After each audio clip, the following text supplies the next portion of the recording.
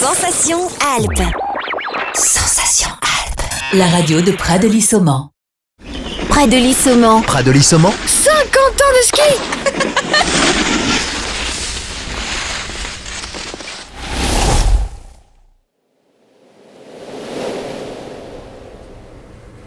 Bonjour à tous, bienvenue sur Sensation Alpes. Je reçois aujourd'hui Laurence Girard, directrice de l'Office du tourisme de Pradely-Saumont. Bonjour Laurence. Bonjour. La station de Pradely-Saumont est-elle dotée de pistes accessibles à tous les niveaux, avec un axe majeur orienté pour l'accueil des enfants et des familles par exemple? Et on a effectivement tous les niveaux, puisque avec 55 km de pistes, on a un nombre important de pistes vertes, de pistes bleues, de pistes rouges, de pistes noires, ce qui permet à chacun de trouver son niveau et son plaisir, surtout pour skier. Alors plus de 50 km de pistes, vous avez dit. Combien de kilomètres de pistes compte la station, que ce soit nordique, alpin? On parle de 50 km, mais c'était sur du alpin ou les deux cumulés? 55 km sur de l'alpin, 50 km sur les pistes de ski de fond. Les pistes de ski de fond qui sont en plus damées, préparées à la fois pour du classique et pour du skating.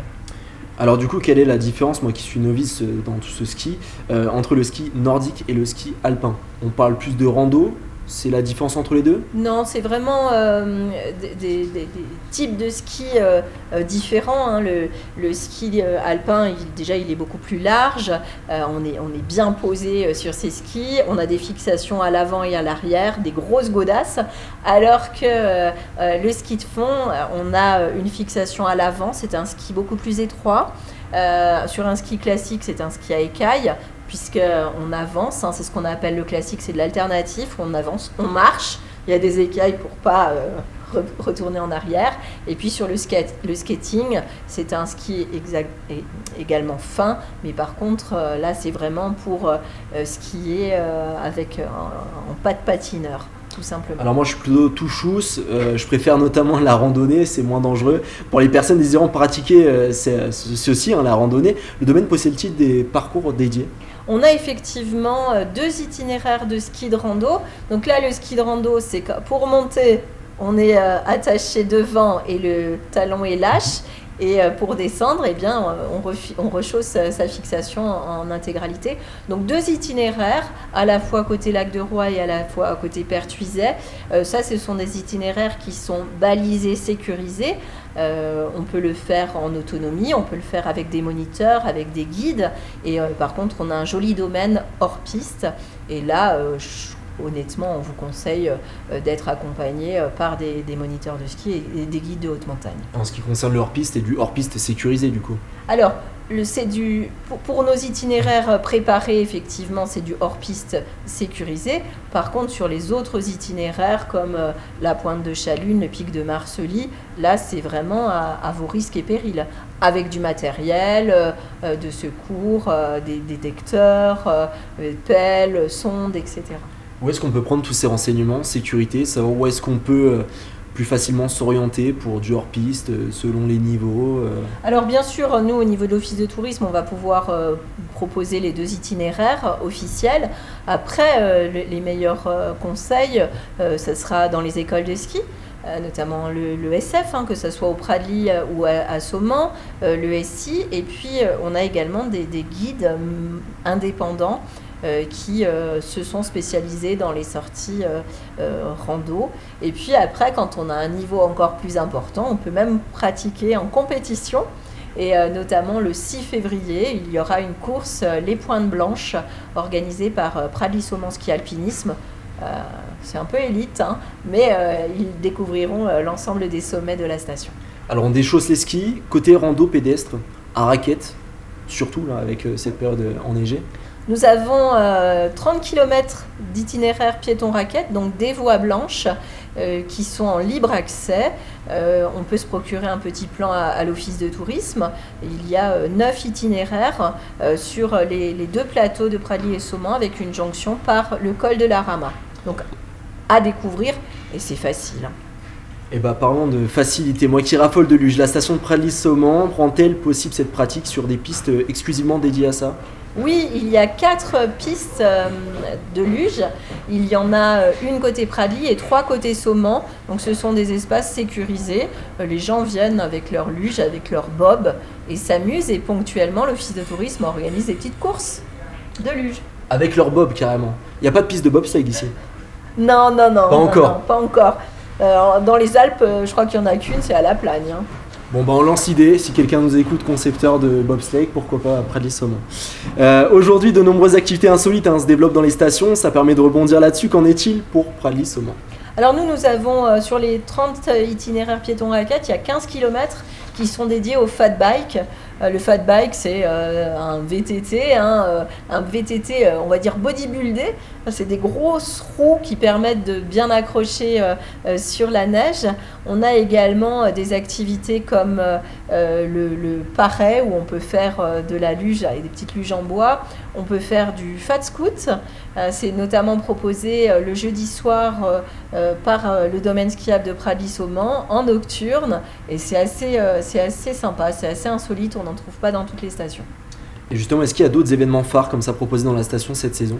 Alors on aura la traversée de la Rama, qui est une grosse course populaire de ski de fond, qui aura lieu le 6 mars.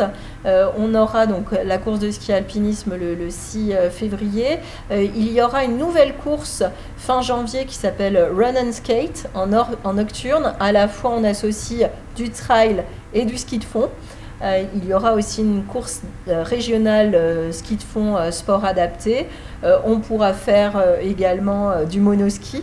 Il y a dans le cadre des 50 ans de la station quelques animations vintage et notamment le monoski. Et puis on pourra tester d'autres pratiques et le wing jump aussi. Le wing jump, c'est une petite voile qu'on porte en skiant et qui permet d'alléger un petit peu sa glisse. Et ponctuellement, l'office de tourisme propose des animations autour du wing jump. Et concernant les courses énoncées, est-ce que c'est accessible à tous ? Tout le monde peut s'inscrire à ces courses ?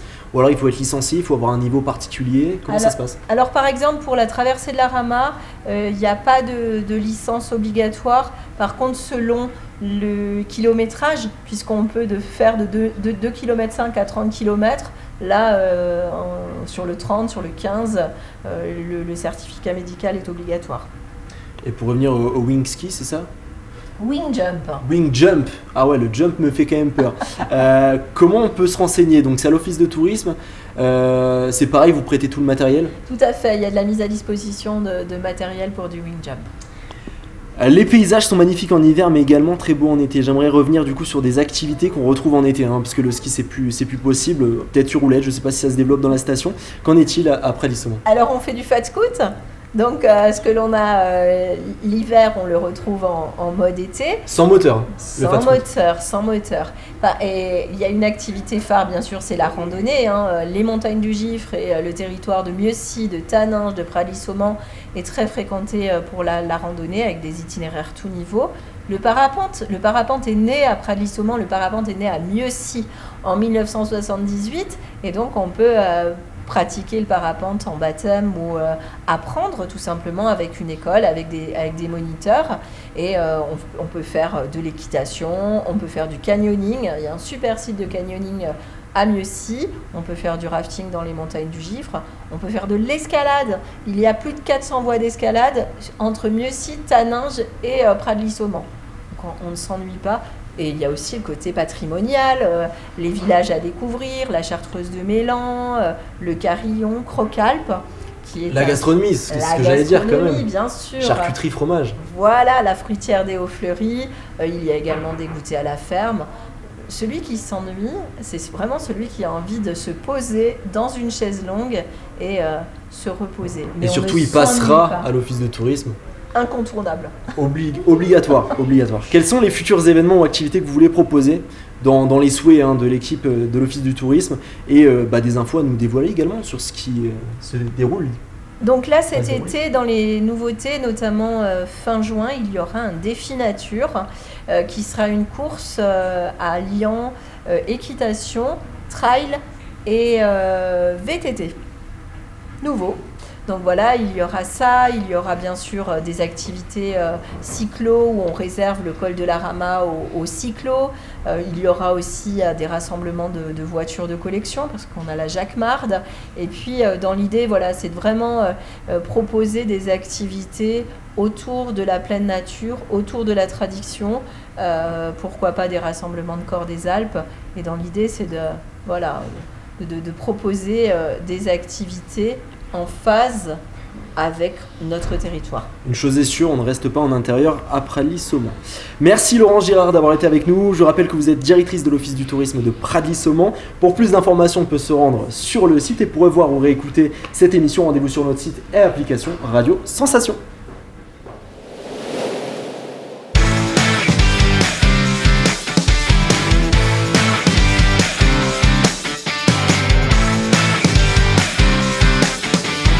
Pradly-Saumont. Pradly-Saumont. 50 ans de ski.